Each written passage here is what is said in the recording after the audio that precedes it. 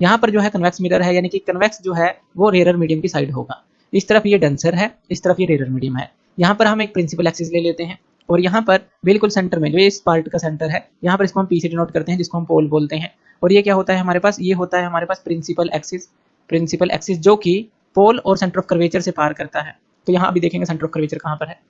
तो यहाँ पर हम एक ऑब्जेक्ट लेंगे, पहले हमने एक ऑब्जेक्ट लिया था पोल से काफ़ी दूर लिया था, जिससे कि रिफ्रैक्शन होने के बाद इसी प्रिंसिपल एक्सिस पर वो रिफ्रैक्टेड रे मिलती थी। लेकिन यहाँ पर हम ऑब्जेक्ट को इसके क्लोज लेंगे, पोल के पास लेंगे। तो यहाँ पर हम ले लेते हैं कि ये ऑब्जेक्ट O है। अब इससे एक रे गई नॉर्मली, जो नॉर्मली रे जाती है हमें पता है वो अनडेविएटेड जो है सीधी निकल जाती है। तो यहाँ से एक रे आई O से और ये बिल्कुल पोल पर टकराए बिल्कुल नॉर्मली और अनडेविएटेड आगे चली गई, इस पॉइंट पर चली गई। इसको हम अभी मान लेते हैं कि ये C सेंटर ऑफ कर्वेचर है। तो यहाँ तक हमने ये रे ले ली। उसके बाद O से एक और रे हमने ली जो कि यहाँ पर टकराई। यहाँ पर हम पॉइंट मान लेते हैं कि ये जो है A पॉइंट पर टकराई, A पॉइंट पर। और यहाँ से अब ये किस तरफ जो बेंड होगी, अगर हम बात करें नॉर्मल की तरफ बेंड होगी, क्योंकि रियर से डेंसर की तरफ जा रही है। तो इस तरह से नॉर्मल की तरफ बेंड होगी। अगर हम यहाँ पर नॉर्मल ले लेते हैं तो ये नॉर्मल की तरफ बेंड होगी।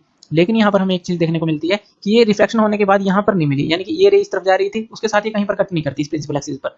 तो इसका मतलब क्या है, अगर हम इसको पीछे की तरफ बढ़ाएं, इसको और इस रे को, तो यहाँ पर हमें एक पॉइंट मिलता है। ये जो पॉइंट होता है इसको हम बोलते हैं आई, और ये जो इमेज बनती है ये वर्चुअल इमेज बनेगी, यानी कि आभासी प्रतिबिंब हमें मिलेगा, रियल तो नहीं मिलेगा। जैसे पहले हमने देखा था कि ये रे और ये रे एक जगह पर मिल जाती थी, वहां पर रियल इमेज मिल जाती थी, लेकिन हमें ये पीछे की तरफ बढ़ानी पड़े। तो यहाँ पर हमें ये पॉइंट आई मिला। तो यहाँ पर जो इमेज बनेगी